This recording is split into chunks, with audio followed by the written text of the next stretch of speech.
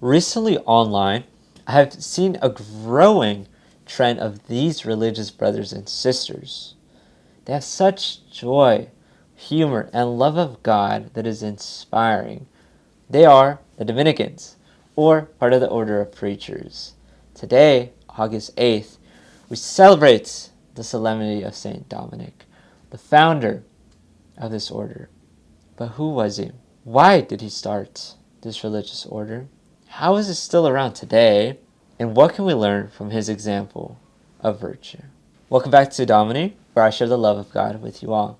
Today we're diving into the life of St. Dominic, an example of true humility that is inspiring and showcases true love of God. In this video, I will cover his life briefly, provide you with some resources to read more on his life down below, and focus on his lasting legacy in today's world that goes hidden in light. Dominic de Guzman was born around sometime in 1170 in Calurega, Spain, to Joan of Aza. She named him after Dominic de Silos.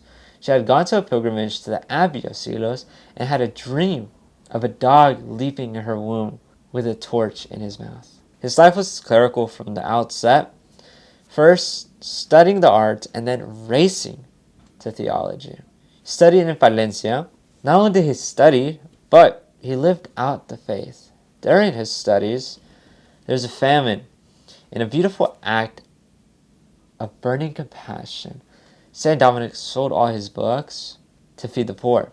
A common quote attributed to this moment of fervor is, "Would you have me study off dead skins while there are men dying of hunger?" His name rapidly spread, and he was soon taken under the care of Bishop Diego of Osma and became a canon regular. In one of his travels with Bishop Diego, St. Dominic encounters that their host of their inn had been won over by the Catharist heresy. He stayed up all night and through the Holy Spirit led him back to the faith. This moment soon inspired Dominic to drastic reform of spreading the gospel. See, during that time, many people were increasingly becoming convinced of this new heresy by the example of the heretics themselves. They lived an ascetic life, while monks lived a life of luxury. St. Dominic's start of the Order of Preachers was to do just that, preach for the salvation of souls, not by lofty arguments, although that does help, but by example. Mendicants, by begging for their daily needs, to be poor, chaste, and obedient, to give up one's life for Christ. He first established a convent of nuns, filled with those women who had been converted from the Catharist heresy. Then he established the Order of Preachers for the friars. The order he began is entrusted with sacred preaching. At that time, not everyone could preach. Now, these friars were specially entrusted with preaching. If you want to learn more about the development of the order, I provide some helpful links down below, mostly from the beginnings of the order by Blessed Jordan of Saxony. Now, I want to share some beautiful moments of charity and love of God that St. Dominic showed in his life. He reflected compassion, grace, charity, and joy to all those he encountered. He had a beautiful voice, a calm temper, and is known to only talk of God or to God. The only people who opposed him were the heretics. At one point, moved by devotion, St. Dominic was willing to sell himself to prove his true love of God. He wore the worst, cheapest of clothes. He had no bed, walked barefoot from town to town.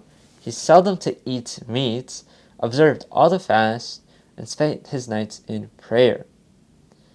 He also left no writings, or very few. The founder of the order that has remained unified for over 800 years, entrusted with sacred preaching and no words. His example is enough. The Rosary is also attributed to St. Dominic and is a popular devotion by Catholics worldwide. The preaching of the Rosary is entrusted to the friars for the salvation of souls. He died around the age 51 at the arms of his brethren, entrusting them to God and urging them to remain pure. He has had an unmatched effect on the world. St. Dominic and his order, the orders of preachers, are alive and well. You see them online everywhere, and the Dominican Republic is actually named in honor of him.